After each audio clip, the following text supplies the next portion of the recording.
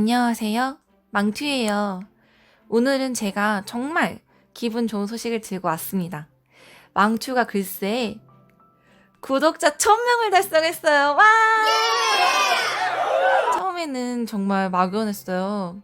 임용 공부를 하시는 분들에게 도움이 되고 싶어서 시작을 했는데 어떻게 해야 할지를 몰라서 답답하고 정말 힘들었거든요. 그런데 이렇게 많은 분들이 고마워해 주시고 상상도 못했던 반응들이 매일매일 직접 느껴져서 요즘 정말 하루하루가 행복합니다. 정말 진심으로 감사합니다. 이 영상을 보시는 모든 분들에게 저의 이 행복이 전해지길 바라며 오늘 영상 시작해 볼게요. 제8장 임신 1번 수태와 태아 발달. 임신 과정을 보면 1단계 성세포 생산에서는 여성에게는 배란을 통해서 난자가 생산이 되고 난자는 배란 후 24시간 동안 생식력을 가지게 돼요. 그러다가 수정이 되지 않으면 퇴화되어 재흡수됩니다. 남성에게서는 정자가 생성되는데 여성의 생식기 안에서 2-3일 동안 생존할 수 있습니다. 난자의 염색체는 22 플러스 X이고 정자는 22 플러스 X이거나 22 플러스 Y이기 때문에 수정란이 될 때 어떤 정자를 만나느냐에 따라 태아의 성별이 결정됩니다. 그런데 좀 속상하지 않나요? 옛날에는 아들을 낳지 못한다며 어머니들이 구박받고 그랬잖아요. 사실은 남자가 결정하는 거였어요. 2단계 성세포 수송에서는 에스트로겐으로 인해 난관의 운동성이 증가가 되고 산모 운동을 통해서 난자가 난관의 팽대부로 이동이 됩니다. 이때 정자는 자궁의 알칼리성 환경에서 속도가 빨라지면서 사정 후 4시간에서 6시간 만에 난관까지 이동합니다. 3단계 난관의 외측 3분의 1 부분인 팽대부에서 수정이 되면서 염색체의 수는 46개가 되고요. 접합자가 형성됩니다. 이때 수정의 중요한 시기는 배란 전 48시간과 배란 후 24시간을 합해서 총 72시간이 됩니다. 임신의 골든타임이죠. 4단계 수정란이 세포분열해서 상실배가 되고 수정 후 6에서 10일 후에 배포가 되면서 자궁 내막에 착상됩니다. 발달 단계를 보면 수정 후 2주까지는 수정란기라고 하며 접합자, 상실배, 배포 순으로 변화가 되고 8주까지는 배아기라고 하며 그 이후부터는 출생까지 태아라고 합니다. 특히 배아기에는 주요 기관 발달과 외형 형성의 결정적인 시기로 기형 발생의 가장 위험한 시기입니다. 태아의 발달 특징을 간단하게 보면 12주부터는 태반이 완성되고 소변을 생성할 수 있고 외생식기 간별로 성별을 구분할 수가 있어요. 20주에는 첫 태동을 느낄 수 있고 24주에는 소리에 반응하며 28주에는 폐포가 성숙되고 36주에는 LS 비율이 정상이 됩니다. 주수별로 태아의 발달을 외우는 거는 조금 어려울 수도 있고 굳이 여기까지 해야 되나? 라는 생각이 들기도 하는데 내가 임신을 했다고 생각을 하고 이 시기의 변화를 잘 기억해두면 정말 신기하고 재밌어요. 특히 12주에는 외생식기를 감별할 수 있잖아요. 그러니까 3개월이 됐을 때는 딸인지 아들인지 물어볼 수가 있다는 거예요. 그리고 20주에는 첫 태동을 느낄 수 있다는 거는 5개월쯤 되면 아이가 발로 차는 게 느껴진다는 거고요. 만약에 태동이 느껴지지 않으면 태아의 건강을 의심해 봐야 하는 거예요. 24주에는 소리에 반응한다고 했죠. 6개월쯤에는 좋은 음악을 많이 들려주고 아빠의 목소리도 들려주면서 태교해야 하는구나 라고 생각을 하고 폐포가 성숙되고 LS 비율이 정상이 되는 거는 꽤 늦은 시기에 발생하잖아요. 그래서 뱃속에 있는 아기는 양수 속에 있기 때문에 폐성숙이 늦게 이루어지다가 임신 주수를 다 채우지 못하고 나온 아기들은 폐포 성숙과 폐 발달이 아직 덜 됐으니까 폐가 약하겠구나 라고 생각하면 좀 이해하기 쉽습니다. 2번 인부와 태아 사정. 임신과 출산력을 구하는 방법으로 5자리 혹은 4자리로 표시를 하는데요. G. 임신 횟수, T. 만삭 분만 횟수, P. 조산, A, 유산, L, 현재 생존 아이의 수를 의미합니다. 이 중 5개 중에서 맨 앞에 있는 G는 생략이 되면 4자리로 표시를 하는데요. 사례를 보고 출산력을 기록하는 방법을 알거나 아니면 그 반대로 출산력을 보고 해석할 수 있어야 합니다. 임신의 징후에는 3가지가 있어요. 여기에 대해서는 굉장히 중요하고 시험에서도 많이 나왔었던 부분인데요. 첫 번째, 추정적 징후는 인부 자신이 느끼는 변화입니다. 무월경, 유방의 민감성, 메스껍고 울렁거리는 거나 빈뇨, 그리고 본인이 느끼는 태동, 체중 증가와 피로감, 감정의 변화 등이 있습니다. 이러한 변화들이 생기면 나 임신했나 봐 라고 본인이 느낄 수 있는 변화를 의미합니다. 두 번째, 가정적 징후가 시험에서 가장 많이 나왔었는데요. 여기에 해당되는 내용들은 변화를 관찰할 수 있는 징후가 많아요. 특히 이명에서는 사인이나 증후군을 되게 좋아하는 편이라서 이 부분에서 굉장히 많이 출제되었습니다. 먼저 복부 증대인데요. 여기서 헷갈리면 안 되는 것이 체중 증가, 살찌는 것은 추정적 징후이지만 복부 증대, 즉 자궁 증대는 가정적 징후라는 것입니다. 태아 외형이 촉진되는 것과 질 내에 손가락을 넣으면 부드럽게 이렇게 위로 올렸을 때 태아가 올라갔다가 다시 가라앉는 느낌을 부구감이라고 하고요. 자궁 체부가 경부 반대쪽으로 기울어진 맥도날드 징후, 불규칙적 무통성 자궁 수축인 브렉스톤 힉스 수축, 자궁 경부가 부드러워지는 구델 징후, 자궁 협부가 부드러워지는 해갈 징후, 질 점막과 경부가 보랏빛이 되는 체드윅 징후, 정중선의 자궁 체부와 경부의 접촉부에 반점이 생기는 라딘 징후, 종양처럼 보이는 비대칭성 증대인 피스카색 징후, 피부 변화로 착색과 임신선이 있고요. 소변 임신 검사가 있습니다. 자, 여기에서 헷갈릴 수 있는 것들을 구분해 볼게요. 구델 사인과 해갈 사인은 둘 다 자궁이 부드러워지는 거예요. 그런데 구델, 경부이고 해갈, 협부입니다. 잘 보면 기역, 히읗, 히읗으로 자음이 같다고 외우면 절대 까먹지 않아요. 그리고 체드윅 사인은 체드윅 체리색이라고 기억하면 잘 외워져요. 추정적과 가정적 징후가 헷갈릴 수 있어요. 이 자체가. 추정적은 주관적인 거예요. 주. 가정적 징후는 객관적인 것이라고 생각하면 이해하기 쉽습니다. 마지막으로 확정적 징후에는 태아의 존재를 확진할 수 있는 방법들인데요. 주로 의사가 확인을 하죠. 초음파로 확인을 하거나 심음을 청진하거나 의사가 직접 태동을 촉진하는 것들이 있습니다. 자, 그럼 문제를 한번 볼게요. 이 문제는 임신의 징후 중에 가정적 징후에 대한 문제로 임용 10년도에 기출되었습니다. 보기에서 가정적 징후는 무엇일까요? 정답은 구델 사인, 브렉스톤 힉스 수축, 부감이었습니다. 빈뇨와 유방 우혈은 추정적 징후였죠. 2015년도에는 체드윅 사인과 해갈 사인이 기입형 문제로 나왔었어요. 만약 임신의 징후에 대해서 다시 기출된다고 하면 이 3가지 중에서 가정적 징후가 나올 확률이 높다는 것을 예상해 볼 수 있습니다. 출산 예정일을 추정하는 방법에는 가장 대표적인 것이 네겔레 법칙인데요. 보통 산부인과에 가면 언제쯤 아기가 나온다고 분만 예정일을 알려주잖아요. 이것을 구하는 방법입니다. 임신 전 마지막 월경 주기에서 첫 시작일, 첫째 날에다가 9개월을 더하고 7일을 더하면 돼요. 또는 3개월을 빼고 7일을 더하면 됩니다. 이게 무슨 얘기일까? 예를 들어 볼게요. 만약에 마지막 월경일이 2018년 11월 11일이었다면 어떻게 하면 될까요? 개월수에 빼기 3개월인 8월, 일수에 더하기 7일인 18일. 하지만 다음 연도로 넘어가겠죠?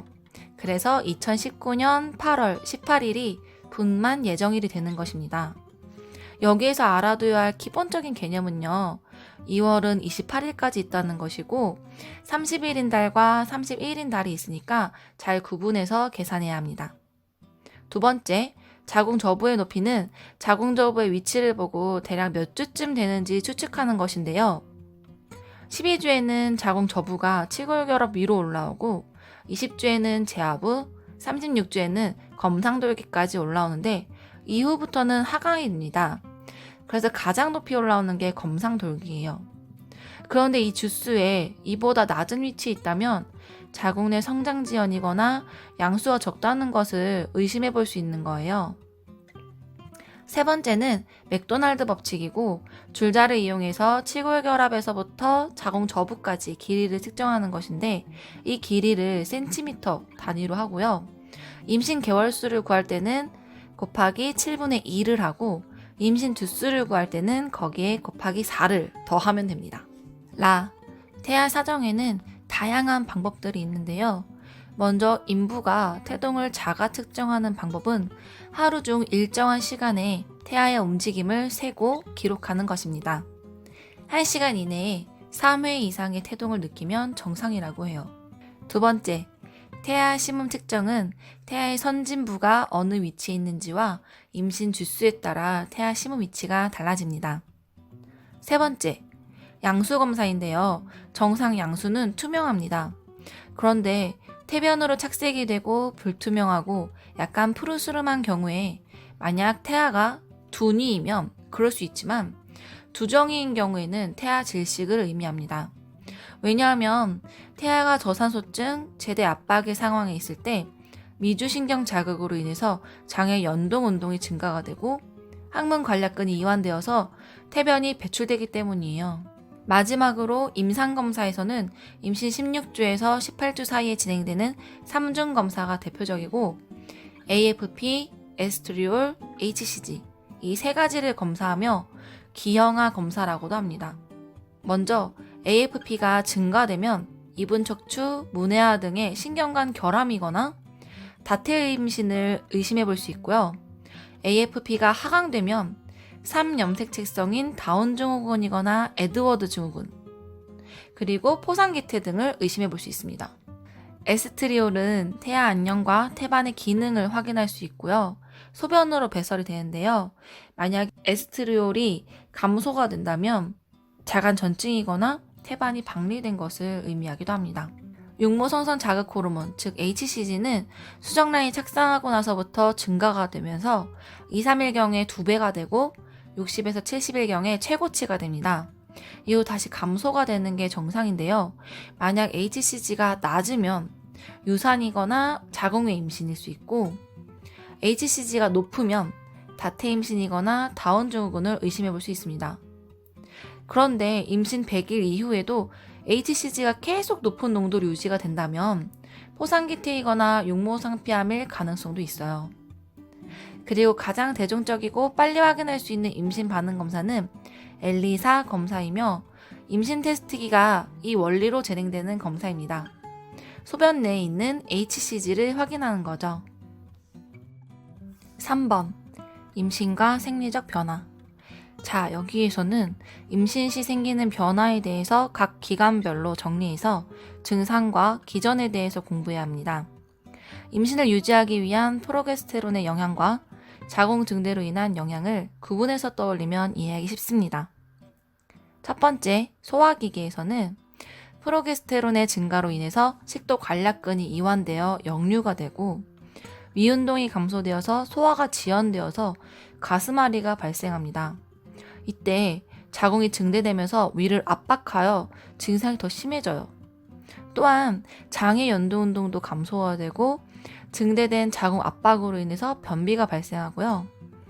프로게스테론이 증가되면 담낭의 수축력이 감소되고 담즙이 진해져서 담석이 형성되고 임신 말기에는 이로 인해서 소양증이 생기게 됩니다. 가스마리에 대한 간호로 대표적인 것은 나비 운동인데요.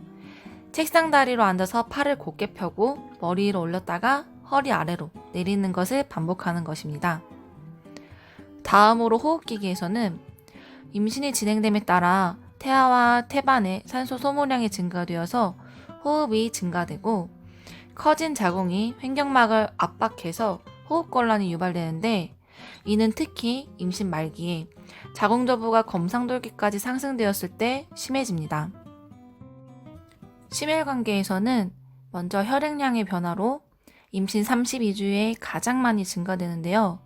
비임신 시에 비해서 30에서 50% 정도 증가가 됩니다. 그 이유는 레닌, 안지오텐신의 변화로 나트륨과 수분의 저류로 전체 수분량이 증가되기 때문입니다. 그로 인해서 생리적 빈혈이 발생하기도 하죠. 혈압도 변화가 되는데 임신 1기와 3기에는 임신 전과 같지만 2기에는 약간 감소가 됩니다.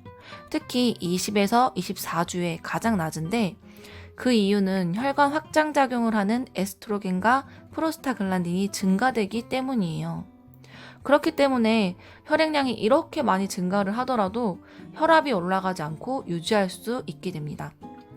이 시기에 고혈압이 있다면 임신성 고혈압, PIH를 의심해 볼 수 있습니다. 또한 신기한 것은 똑바로 누워있을 때 저혈압이 생기는 것인데요. 보통 우리는 일어나면 혈압이 낮아지잖아요. 그런데 임신 시에는 앙화이성 저혈압이 생깁니다. 그 이유는 바로 누운 자세에서 증대된 자궁이 대동맥과 하대정맥을 압박해서 정맥혈이 심장으로 돌아오는 것을 방해하기 때문에 심박출량이 감소되어서 수축기 혈압이 낮아집니다. 똑바로 누운 자세에서는 어지럽다고 하는데요. 이때 중요한 거는 오른쪽 등과 엉덩이 아래에 베개로 지지해서 좌측 Y를 취해주는 것입니다. 다음으로 정맥계 변화에서는 증대된 자궁이 하대정맥을 압박하고 프로게스테론에 의해서 혈관 탄력성이 감소되어서 치질, 하지정맥류, 하지부종 등이 발생하게 됩니다. 비뇨기계에서는 주로 빈뇨가 발생하는데요. 임신 중기에는 자궁이 복부로 상승하면서 빈뇨가 약간 감소되지만 초기와 말기에 심해집니다. 우리 추정적 징후로도 빈뇨가 있었죠. 말기에는 선진부가 골반으로 화강하면서 압박으로 인해 심해지는데요. 그 밖에도 프로게스테론에 의해서 신우 요관이 확장되고 자궁이 요관을 압박하면서 요 배설장애로 요로 감염에 걸리기 쉽게 됩니다. 임신 시 당에 대한 신장의 역치가 낮아지고 노폐물 배설을 위해서 사구체 여과율이 증가되고 세뇨간의 당 재흡수에 장애가 생겨서 소변에서 당이 배출되기도 합니다. 이를 당뇨라고 하죠. 임신 초기에 기초대사량이 상승되어서 피로, 권태, 수면이 증가되고 땀도 많이 나요. 또한 프로게스테론에 의해서 모체와 태아에 에너지를 공급하기 위해 혈중 지질이 증가되는데 이 시기에 무리하게 다이어트를 하면 당이 부족해져서 지방이 불완전 산화가 되어 케톤 혈증이 발생할 수 있습니다. 피부계의 변화에서는 어떤 호르몬 때문인지 그리고 분만 후에도 유지되는지 사라지는지를 비교하면서 기억해둬야 하는데요. 첫 번째, 거미상 혈관종은 에스트로겐이 증가가 되어서 발생하고요. 피하지방의 혈류 증가와 혈관이 확장되어서 생기는 것으로 얼굴, 목, 가슴, 팔, 손바닥 등에 혈관종이 생기고 잇몸이 붓고 쉽게 출혈되기도 하는데 이를 치육종이라고 하고요. 출산 후에는 사라집니다. 두 번째, 색소 침착이 되는데 에스트로겐에 의해서 뇌하수체 전엽에 멜라닌 세포 자극 호르몬이 분비가 되어서 발생하는 것으로 복부 중앙에 흑선이 치골 결합부터 자궁 저부까지 이어지고요. 유두, 유륜, 외음부에 색소 침착이 되고 얼굴 주변에는 기미, 갈색반이 잘 생기게 됩니다. 색소 침착은 분만 후에 없어지거나 연해집니다. 마지막으로 임신선은 흑선과 헷갈리기 쉬운데요. 부신피질 자극 호르몬에 의해서 피부의 콜라겐 감소로 기저 결체 조직이 분리되어 피부, 결합 조직이 단열되어서 나타나는 것입니다. 주로 복부, 엉덩이, 대퇴부에 많이 생기고요. 함몰된 붉은색 선을 띠고 가려운 느낌도 들기도 하다가 분만 후에는 은백색의 반흔으로 색은 연해지지만 사라지진 않습니다. 우리 보통 급격하게 살이 찌거나 키가 빨리 자랄 때 살이 튼다고 하잖아요. 바로 그거예요. 없어지지 않아요. 다음으로 생식기계에서는 임신 기간 동안 에스트로겐과 프로게스테론의 증가로 경관의 점액성 분비물이 풍부해져서 점액 마개를 형성하여 경관을 차단하고, 이로 인해 임신 중에 외부에서 세균이 들어오는 것을 막아주어 태아의 세균 감염을 예방합니다. 에스트로겐의 증가로 인해서 질의 상피세포에 있는 글리코겐 작용으로 젖상균이 증가하여 질 분비물을 산성으로 변화시키는데, 그로 인해 세균 감염에서 보호가 되지만, 글리코겐 증가로 당이 풍부해져서 칸디다와 같은 곰팡이가 성장하기 좋은 환경이 되어 칸디다성 질염에 걸리기 쉽게 됩니다. 태반 호르몬에는 HCG, 프로게스테론, 에스트로겐, 프로스타글란딘 등이 있고요. 근골격계 변화에서 가장 흔한 것으로는 요통이 발생하는데요. 그 이유는 난소의 황체나 태반에서 분비되는 릴락신과 에스트로겐이 관절을 이완시키고, 그로 인해 자세가 변하게 되어 요통이 유발됩니다. 이때 과다한 복부 신전으로 인부의 무게중심이 앞으로 옮겨져서 균형을 유지하기 위해 척추 만곡이 심해지고, 증대된 자궁이 척추인대, 근육, 신경을 압박해서 통증이 더 심해집니다. 관리하는 방법으로는 굽이 낮은 신발을 신고요. 올바른 자세를 유지하고 복부 지지를 위한 복대를 착용하거나 골반 흔들기 운동을 하는 것이 있습니다. 다음으로 복직근 이개는 임신 3기에 자궁이 증대되고 복부 근육이 늘어나면서 복근의 긴장력과 탄력이 감소되어 복직근이 양옆으로 밀려나게 되는 것을 말하는데요. 이는 출산 후 6주경에 회복될 수 있습니다. 마지막으로 조혈계 변화에서는 에스트로겐에 의해서 응고 인자와 섬유소원이 증가되어 혈액에 응고 경향을 보이게 되는데, 이는 임신 중간과 분만 후에 출혈을 감소시키기 위한 보호 역할을 하게 됩니다. 이 문제는 임신과 관련된 문제로 임용 12년도에 기출되었습니다. 학습 지도한 내용의 일부를 가지고 왔는데요. 태아의 건강을 사정하는 방법 중 인부 자가 측정법의 구체적인 측정 방법과 정상을 판단하는 기준을 서술하는 거예요. 방법은 하루 중 일정한 시간에 태아의 움직임을 세고 기록하는 것인데, 1시간 동안 3회 이상의 태동을 느끼면 정상입니다.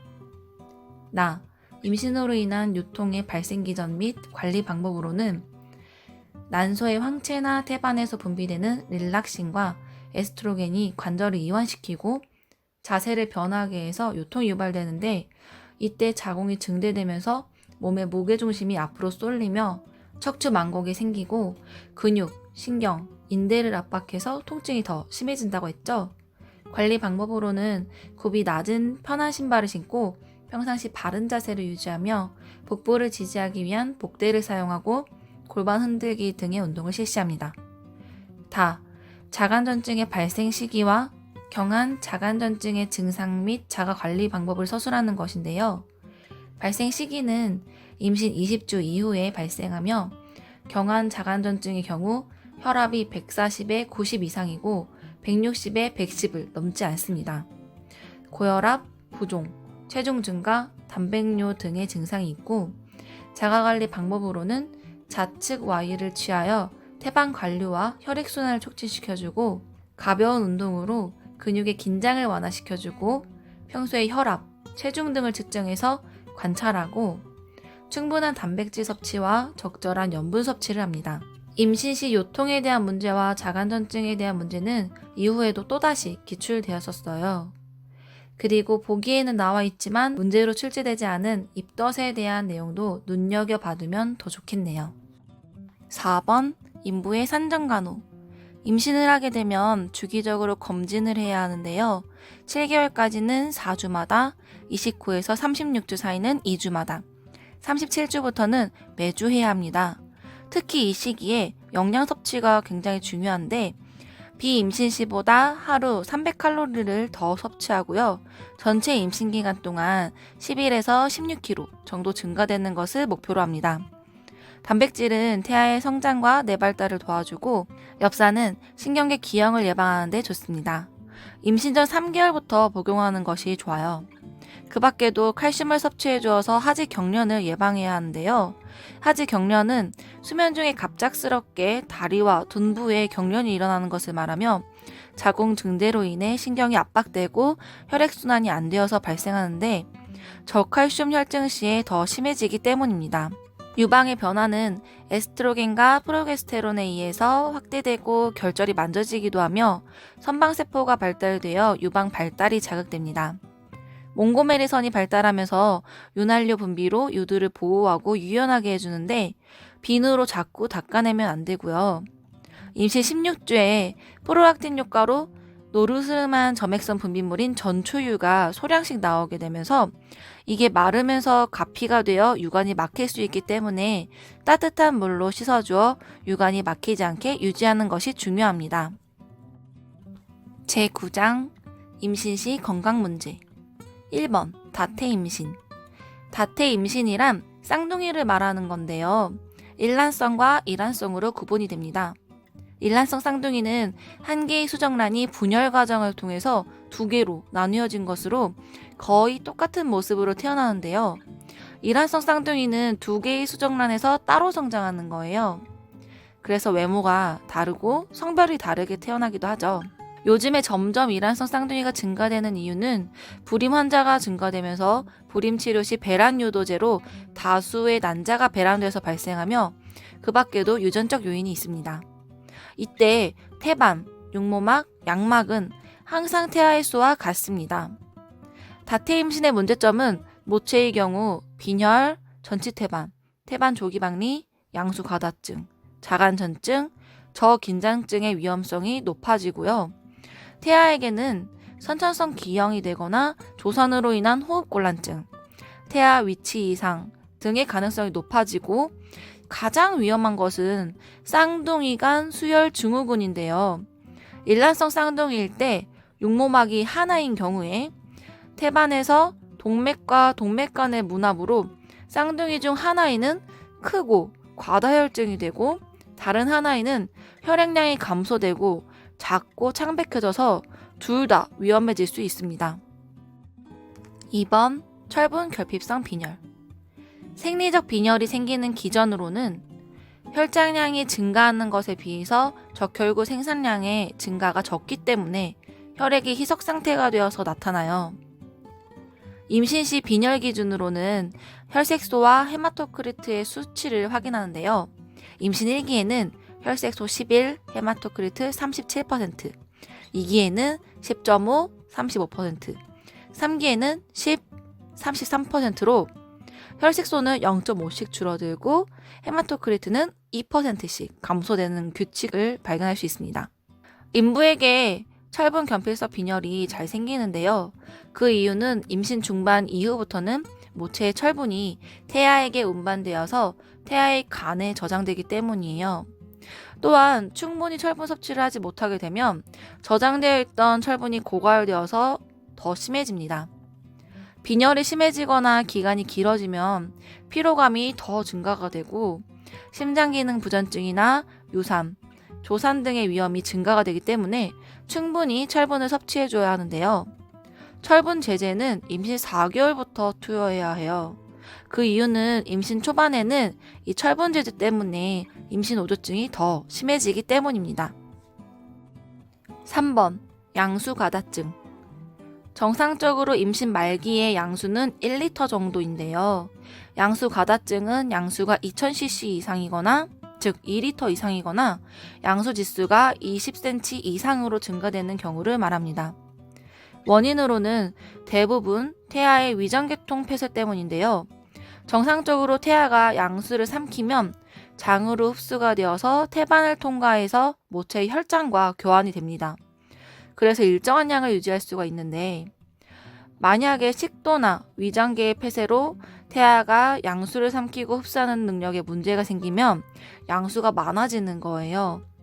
그 밖에도 문해아 등의 신경관 결함과 모체가 당뇨병이거나 자간전증, 우려성 신부전이거나 다태 임신이나 거대 태반일 때도 발생할 수 있습니다. 인부에서 나타나는 증상으로는 호흡 곤란이 특징이고요. 복부의 피부가 팽팽해지고 정맥선이 뚜렷해집니다. 그리고 겉에서 태아가 촉진되기가 어려워요. 양수가 많아서.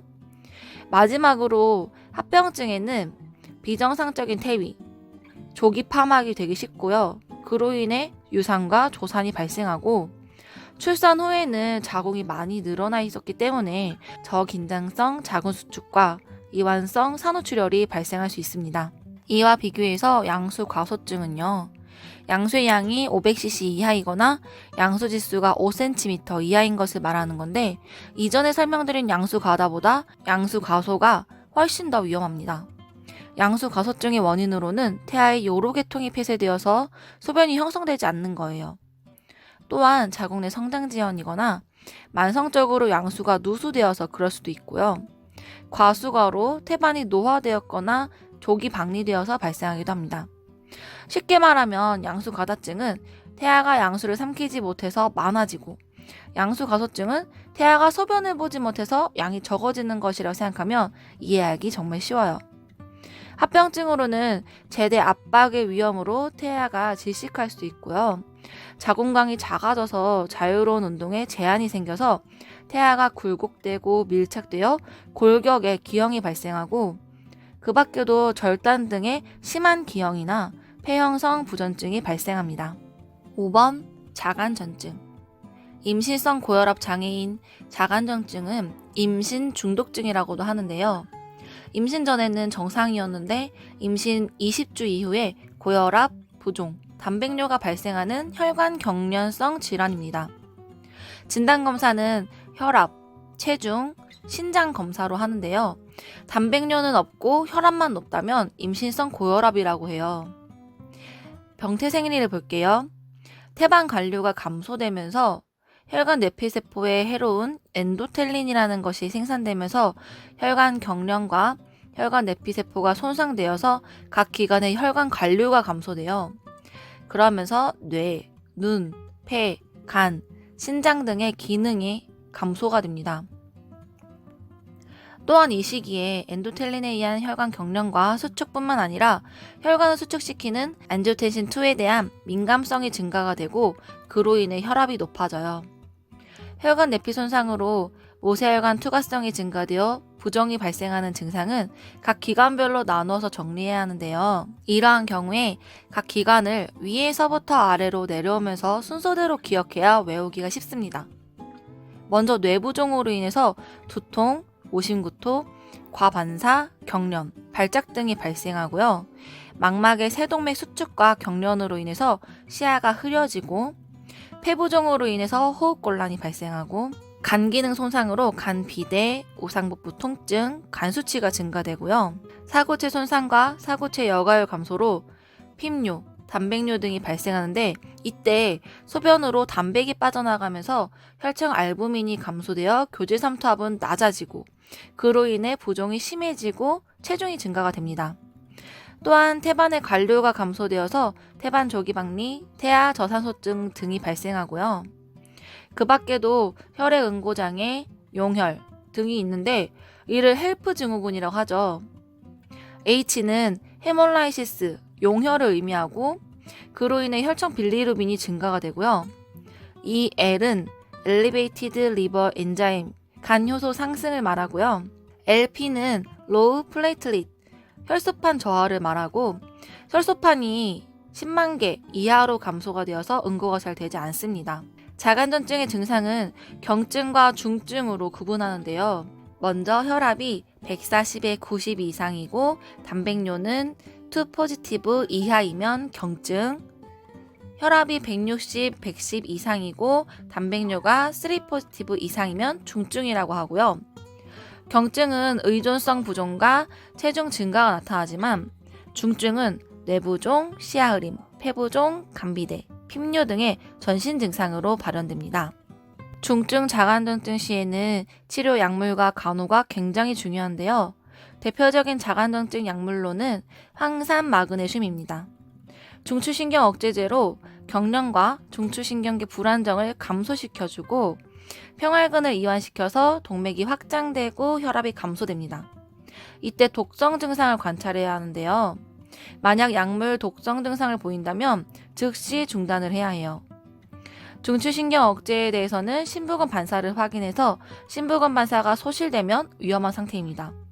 또한 어눌한 말투, 의식 수준을 확인하고 호흡수가 감소되는지, 저혈압이 되는지, 소변이 시간당 30cc 이하로 핍뇨가 되는지를 확인하고요.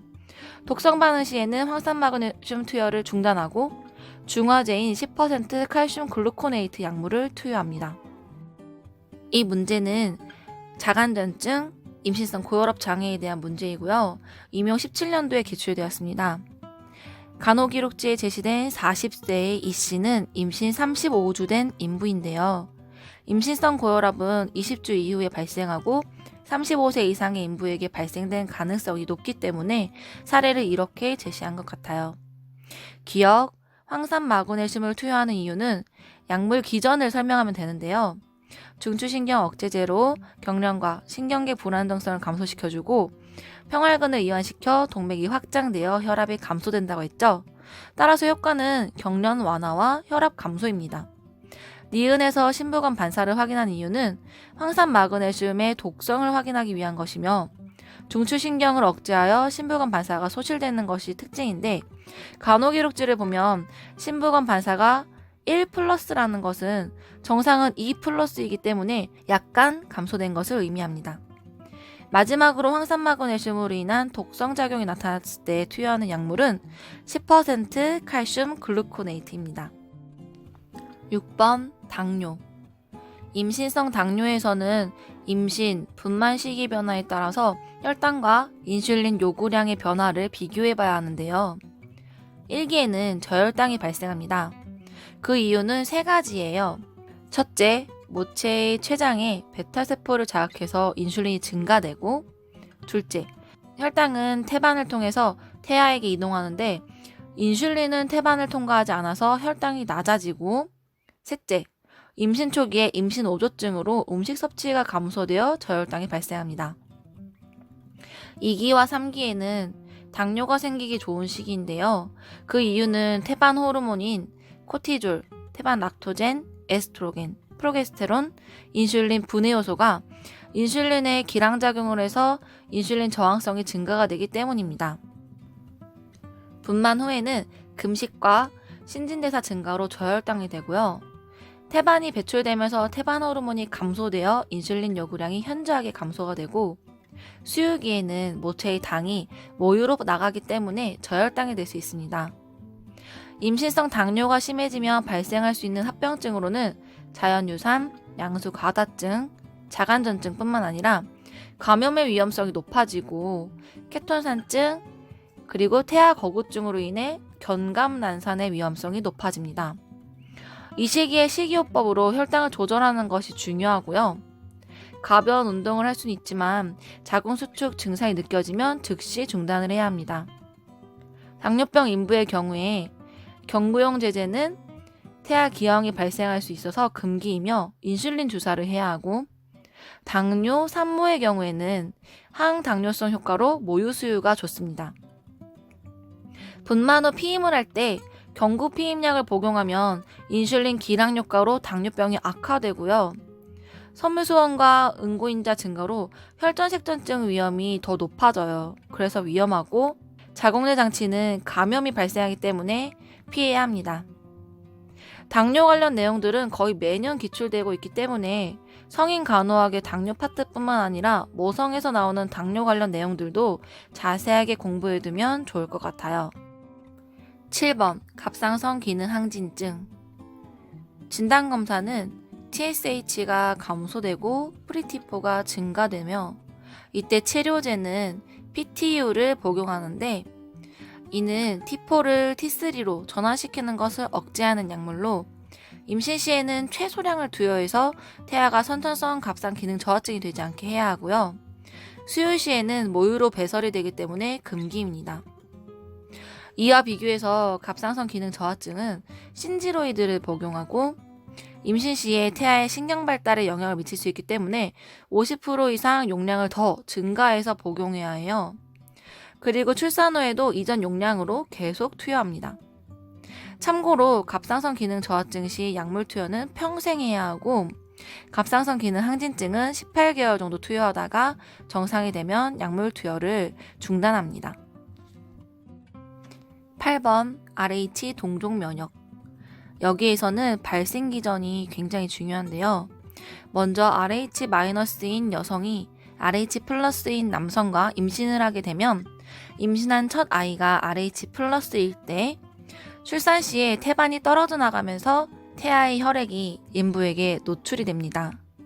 이에 대한 항체인 이뮤노글로불린 M이 형성하게 되어 두 번째 임신 시에 RH+I가 또 생기면 이뮤노글로불린 G가 형성되어 태반을 통과하게 되고 태아의 적혈구를 파괴시켜서 태아 저하구증이 발생하게 됩니다. 이를 예방하기 위해서 임신 28에서 32주 사이에 로감을 1차 투여하고 유산이나 분만 후 72시간 내에 2차 투여를 해서 감작되지 않게 하는 것입니다. 물론 첫 아이 임신했을 때겠죠? 9번 임신 오조증. 임신 오조증에서는 정상 입덧 기간과 원인 물질에 대해서 알아두면 좋은데요. 정상적인 입덧의 기간은 임신 6주에 시작해서 12주에는 완화가 되어야 하는데 그 이후에도 증상이 심하다면 포상기태를 의심해 볼 수 있습니다. 임신 오조증이 생기는 원인은 HCG 상승에 대한 알레르기 반응이 대표적이며 그 밖에도 프로게스테론 증가로 소화가 지연되고 에스트로겐의 증가로 염산 분비가 저하되어 발생합니다. 이에 대한 간호로는 불쾌한 냄새 제거하기, 소화를 더디게 하는 지방이 많은 음식이나 자극적인 음식 제한하기, 소량씩 자주 섭취하기, 구강위생을 통해서 입을 개운하게 유지하고 시원한 음식을 먹는 게 좋아요. 마르고 담백한 크래커나 레몬 조각을 넣은 물도 도움이 된다고 합니다. 10번 자궁경부 무력증. 임신 2기와 3기 초기에 무통성의 자궁경관계대가 발생하는 것을 말하는데요. 진단 방법으로는 초음파 촬영 시 짧은 자궁경관 길이와 깔때기 모양 변화를 관찰할 수 있습니다. 치료 방법에는 두 가지가 있는데 시로드카술과 맥도날드 술이 대표적이고요. 자궁경부를 원형으로 돌려 묶는 방법이에요. 이때 자궁경관이 3cm 이내로 개대가 되고 50% 이상 소실되지 않았을 때 수술이 가능합니다.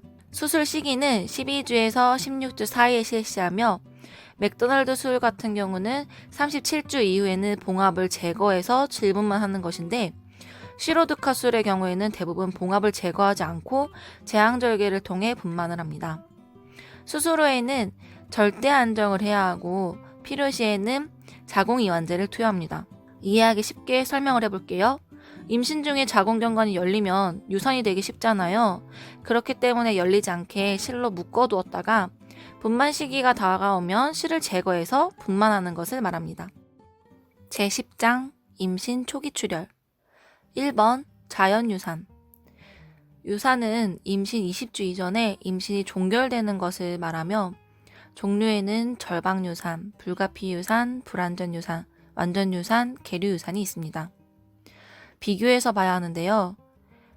만약에 이 부분에서 시험이 나온다면 기입형 정도로 나올 것 같아요. 자궁경관이 개대되었는지, 임신을 유지할 수 있는지, 출혈과 통증의 정도, 부속물의 배출 여부 등으로 구분해야 합니다. 먼저 절방유산은 유일하게 임신을 유지할 수 있는 유산이며 아직 경관이 개대되지 않은 상태입니다. 출혈과 통증도 적은 편이고요. 이때 가장 중요한 간호는 최대한 안정을 유지해서 임신을 유지할 수 있게 하는 건데요. 그 다음으로 불가피유산부터는 임신을 유지할 수가 없어요. 이름 그대로 유산이 불가피한 상태를 말합니다. 경관이 개대되고 출혈과 통증이 심해지면서 양막이 파열되고 태반이 박리됩니다. 이때는 DNC, 소파술을 시행해야 하고요. 불완전 유산은 태아나 태반 일부가 남아있는 것을 말하는데요. 쉽게 말해서 나오다 만 거예요. 출혈과 통증이 가장 심하고 경관이 개대되어 있고 자궁이 약간 작아진 게 특징입니다. 아마 밖으로 나온 만큼 좀 작아져 있겠죠. 이때는 DNC와 항생제 요법을 실시합니다. 다음으로 완전 유산은 자궁 내 산물이 모두 배출되어 있는 상태로 경관이 닫혀 있고 자궁 크기도 작아져 있는 상태예요. 이때는 자궁 수축제를 투여해서 다시 원상복구할 수 있게 하는 것이 간호입니다. 마지막으로 계류유산은 태아가 죽어있는 상태로 자궁각 내에 남아있는 유산이며 이 역시 경과에 닫혀있고 질출혈이나 통증을 못 느끼는 경우가 많습니다. 보통은 증상이 없는데 태동이 없어진 것 같다고 해서 병원에 갔다가 알게 되는 경우가 많고 이런 경우 늦게 발견되면 DIC에 빠지게 되어 위험할 수 있습니다. 이와 비교해서 습관성 유산은 자연 유산을 3번 이상 경험하는 경우를 말합니다. 2번 자궁의 임신. 자궁의 임신이란 수정란이 자궁강 밖에 착상하는 것으로 불임의 주 원인인데요. 대부분의 위치는 난관의 팽대부에서 발생합니다. 그 원인은 클라미디아나 임질 등으로 골반 염증성 질환에 걸리게 되어서 난관이 좁아져서 발생하는 경우가 많고 IUD를 사용했거나 자궁내막증, 수술, 난관 기형 등으로 발생합니다. 증상은 파열 시에 갑작스러운 날카로운 산통이 특징이며 질출혈과 오심구토, 출혈로 인한 활력증후의 변화, 그리고 배꼽 주위에 푸른색으로 변하는 콜렌사인이 있습니다. 우리 콜렌사인은 대표적으로 췌장염 증상이라고 기억하는데 여기에서도 나올 수 있어요. 진단 방법으로는 혈청 베타, HCG가 감소되고 초음파에서 자궁 내에 제테낭이 확인되지 않습니다. 치료 약물로는 MTX이고 이것은 엽산 기량제이며 남아있는 잔류 조직을 제거하는 효과가 있어요. 치료 2개월간 피임을 해야 하고 HCG가 음성으로 나올 때까지 약 8주간 모니터해야 하고 감염을 예방해야 합니다. 햇빛에 노출되는 것을 조심해야 돼요. 알코올을 섭취하거나 엽산이 함유된 비타민을 복용하면 부작용 가능성이 높아질 수 있기 때문에 조심해야 합니다. 3번 포상기태. 포상기태는 마치 포도알 모양처럼 기포가 형성된 것으로 그 기전으로는 불활성화된 핵이나 핵이 없는 난자의 정자와 수정이 되어서 발생하고요. 태아, 태반, 양수, 양막 모두가 포함되지 않습니다. 20% 정도는 육모상피암으로 진전이 되며 대부분 폐에 발생하는데요. 진단검사로는 HCG가 100일 이후에도 계속 증가되어 있고 초음파 검사에서 태아는 안 보이고 벌집 모양이나 눈보라 내리는 모양이 관찰됩니다. 증상으로는 선홍색의 질출혈이 특징이고요. 자궁이 상당히 커지고 오심고토가 나타납니다. HCG가 증가됐기 때문에 임신 오조증이 심해진다고 했죠. 임신성 고혈압과 갑상선 기능 한진증, 루테인 낭종 등이 발생할 수도 있습니다. 치료 방법으로는 소파수를 시행하고요.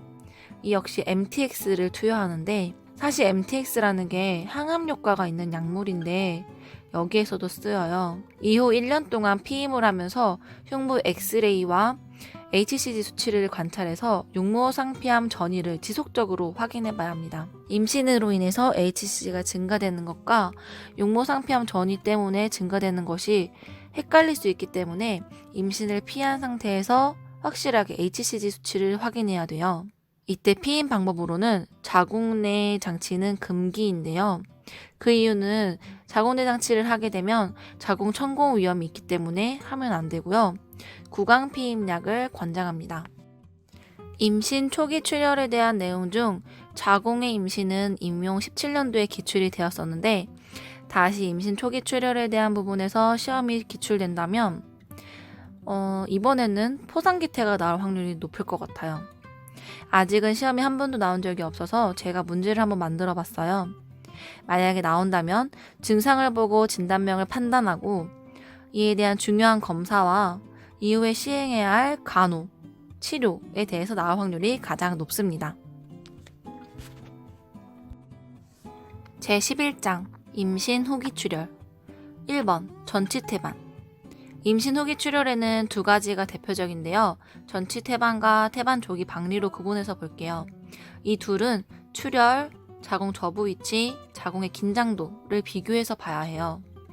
먼저 전치태반은 태반의 위치가 잘못되어 있는 거라고 생각하면 이해하기 쉽습니다. 주로 자궁 저부 쪽에 위치해 있는데 전치태반의 경우에는 아래로 내려와서 경부를 덮고 있기 때문에 위험할 수 있습니다. 증상으로는 질출혈이 있지만 통증은 없고 자궁이 부드럽고 이완되어 있는 상태이며 자궁 저부도 상승되기도 합니다.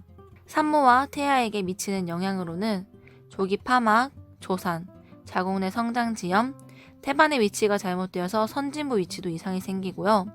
감염, 산후출혈에 대한 위험이 증가가 됩니다. 출혈이 심하면 제왕절개 수술을 해야 해요. 침상 안정을 하고 출혈량을 사정하는 것도 중요한 간호이고요. 질검진을 하면 안 됩니다. 왜냐하면 경부 계대를 자극시켜서 태반 분리를 더 악화시키고 그로 인한 출혈이 더 심해지기 때문입니다. 2번, 태반 조기 박리. 태반 조기 박리는 분만 시에 태아가 먼저 나오고 그리고 나서 떨어져야 할 태반이 일찍 떨어지는 것을 말하며 증상으로는 질출혈과 갑자기 심한 산통을 호소하고 자궁이 수축되어서 마치 나무 판자처럼 단단하게 만져집니다. 그리고 자궁 저부가 상승되고요. 겉으로 출혈되지 않는 은닉 출혈의 경우에는 눈으로 보이는 출혈은 없는데 쇼크 증상이 나타나기도 합니다. 이러한 경우에 조기 진통, 조산, 태아 곤란증, 태아 절박 가사를 말하고 자궁, 태반 졸증은 마치 자궁이 멍든 것처럼 푸르스름하게 보이는 것을 말하며 저혈량성 쇼크, 신부전, 뇌하수체 괴사, 즉 시한증후군, 그리고 DIC가 있습니다. 이러한 경우에 부신피지 호르몬을 투여해야 하는데요. 스테로이드 주사를 말하죠. 24주에서 34주의 인부가 7일 이내 분마 위험이 있는 경우에 스테로이드제를 투여해서 태아의 폐성숙을 가속화시켜줍니다. 태아 질식이 우려되면 즉시 제왕절개 불만을 하지만 출혈이 심하지 않다면 질분만도 가능합니다. 오늘 영상은 여기까지예요. 이제 임용이 2달 정도 남았습니다. 이 시기에는 새로운 내용을 찾아서 공부하는 것보다 지금까지 공부한 것들을 계속 반복해서 확실하게 암기하는 작업을 해야 하는 시기예요. 지금 보는 게 시험에 나온다 라고 주문을 외우면서 공부하면 지치지 않을 거예요. 다음 영상은 분만과 폐경에 대해서 다루면서 모성간호학을 마무리하려고 합니다. 오늘도 공부하느라 너무너무 고생했어요. 다음 영상에서 만나요. 그럼 안녕.